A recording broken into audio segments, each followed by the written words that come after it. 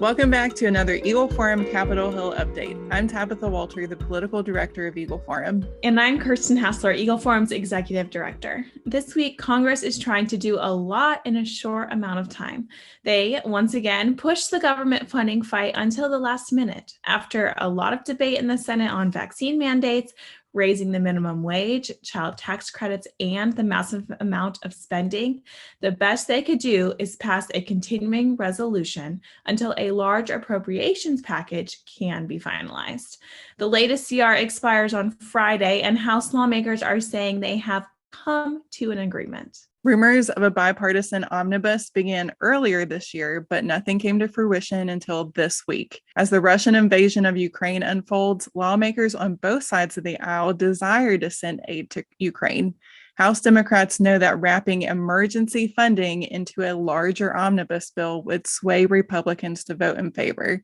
The White House asked for $6.4 billion in aid. Senate leader Chuck Schumer is pushing for more. He has asked for the top line number to amount to $12 billion, but signals from the House indicate that the final number will likely be $10 billion. Many lawmakers have expressed their objection to so many issues being in one bill and prefer Ukraine funding to be a separate entity. Senator Lisa Murkowski from Alaska said, quote, "You don't have to put the Ukraine aid in an omnibus either. Omnibus has its own challenges. They're just trying to get everything in one big bill," unquote. However, other members of Congress, including GOP leadership, are forging forward with one massive bill. One of the major roadblocks to passing a spending bill has been the determination of progressive lawmakers to strip out the Hyde Amendment, which, as you remember, guarantees no taxpayer funding of abortion.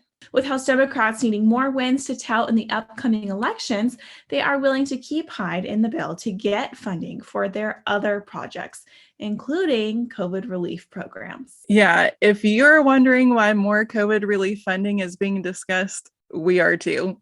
Over the last couple of years, the Trump and Biden administration, Congress, and Federal Reserve have allocated nearly $14 trillion towards the pandemic. However, only $10 trillion has been spent. Instead of recouping the $4 trillion left and reallocating it toward other programs, the White House is asking for a whopping $22.5 billion for, quote, immediate needs. Who knows what that really means? But House Speaker Nancy Pelosi has plans. She is interested in using $5 billion for global vaccination efforts. Senate Republicans have different thoughts about COVID funding, though. Senator Richard Shelby from Alabama stated, quote, "I think that we ought to determine, and we've asked the administration, how much unspent money is there. There are billions of dollars unspent," unquote. Senator Roy Blunt of Missouri also indicated that they were interested in lowering the number, but not by much. He said that they would likely settle on $15 billion. While these are the major issues that are front and center of the omnibus package, we also must pay attention to what all other funding goes towards. We know that Democrats failed on many of their priorities last year, such as election reform, Green New Deal programs, universal pre-K, and amnesty measures. They will certainly sneak some of those issues into a massive spending bill as well, leaving the American people to foot the bill. Congress seems very hopeful in passing either the omnibus or another CR before the March 11th deadline.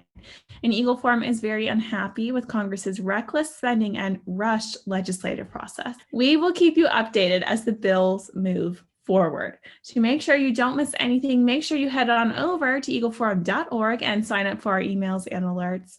Also, if you are listening to this on one of our platforms, hit subscribe and share with your friends. Thank you for listening to Eagle Forum's Capitol Hill update. From your house to the State House to the White House, this is Engage with Eagle Forum.